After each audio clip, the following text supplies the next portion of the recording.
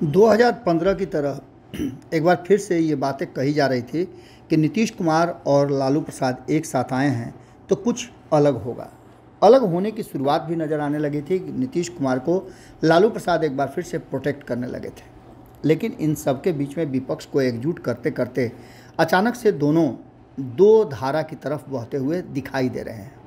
विपक्षी दलों की बैठक में विपक्षी एकता को लेकर खूब दावे किए गए हैं। अरविंद केजरीवाल की आप को छोड़कर सभी पार्टियों ने एकता के लिए अपनी सहमति जताई है। हालांकि अरविंद केजरीवाल का एक कुछ ग्रीवांसेज है, उसको अगर हल किया जाए तो वो भी अपनी बात मानने के लिए तैयार हैं, क्योंकि आए भी इसी मकसद से थे।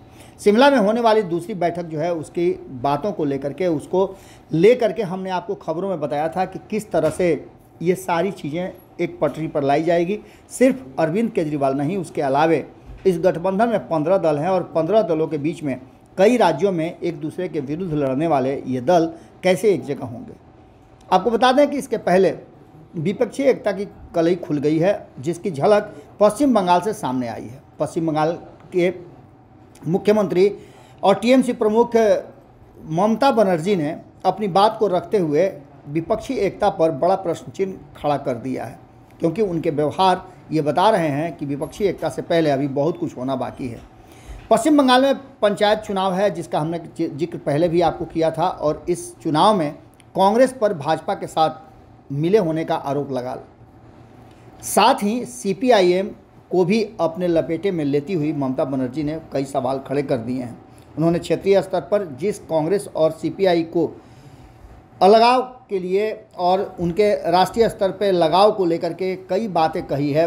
यहाँ तक कहा है कि ये दोनों ही भारतीय जनता पार्टी को कहीं ना कहीं सपोर्ट कर रहे हैं अपने फैसले से, और एक साथ आकर के ममता बनर्जी के विरुद्ध लड़ करके। तो वहीं आपको बता दें कि और भी कई बातें शुरू हो गई हैं।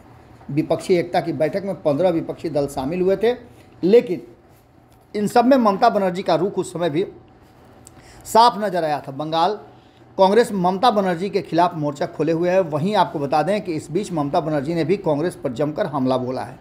बैठक से जाने के बाद इस तरह का हमला होना ये साफ दर्शाता है कि सब कुछ ठीक ठाक नहीं है।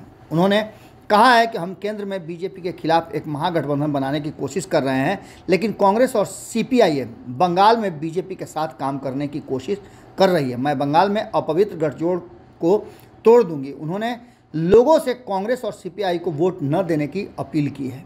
विपक्षी एकता का अब इसमें सवाल ये उठता है कि आखिरकार क्या होगा। नीतीश कुमार और तेजस्वी यादव जिस तरह से आगे बढ़ रहे थे, महागठबंधन चल रहा था, बिहार में एक सरकार चल रही थी, पिछले 10 महीने से सब कुछ ठीक ठाक चल रहा था, लेकिन अचानक से इस विपक्षी एकता के चक्कर में सब कुछ उलझता हुआ दिखाई दे रहा है। लगता है कि पेंच एक बार फिर से फंस गया है और विपक्ष को एकजुट करने के चक्कर में नीतीश और लालू की दोस्ती एक बार फिर से दांव पर लग गई है।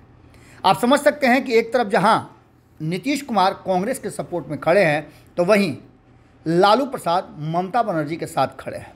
बहुत सारे ऐसे दल और पार्टियां हैं जिनके एक पाले में आप देख रहे होंगे कि लालू प्रसाद हैं, तो दूसरे पाले में नीतीश कुमार हैं।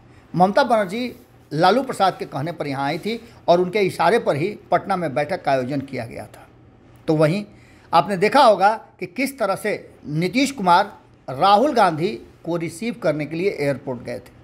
ये सारी बातें स्पष्ट नज़र आ रही हैं कि कहीं ना कहीं दोनों के बीच में दूरियां फिर से बढ़ने लगी हैं।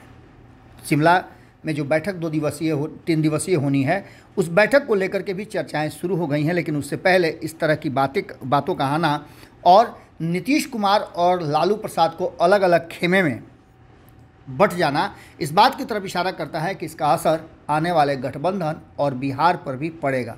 इससे पहले भी वाम दलों के दबाव में कहीं ना कहीं ममता बनर्जी और कांग्रेस के संबंध खराब हुए हैं। तो आप समझ सकते हैं कि बिहार में भी नीतीश कुमार के नेतृत्व में, हमने पहले भी बताया कि वाम दलों ने अपने डिमांड रख दिए हैं, और ऐसी स्थिति में अगर नीतीश कुमार उस गठबंधन का भी लीड करते हैं तो इस गठबंधन में बने रहने पर सवाल खड़ा हो रहा है। देखना दिलचस्प होगा कि क्या एक बार फिर से जो पेच फंसा है उसे सुलझाने में नीतीश कुमार और लालू प्रसाद सफल होंगे, या फिर एक दूसरे से अलग होने का फिर से एक बार फैसला लेना पड़ेगा। जुड़े रहिएगा भारत लाइव के साथ। अगली खबर में जल्दी ही मुलाकात होगी।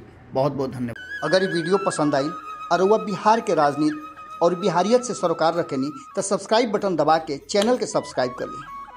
ओजे एगो घंटी बा, ओकरा बटन दबा देला से कुल सटीक और मारक खबर रुआ मुफ्त में मिल जाई। अगर रुआ पत्रकारिता के हमनी के नया प्रयोग में सहयोग कर चाहतानी तो ज्वाइन बटन दबा दी। पेटीएम नंबर नोट कर ली 9386816700। धन्यवाद।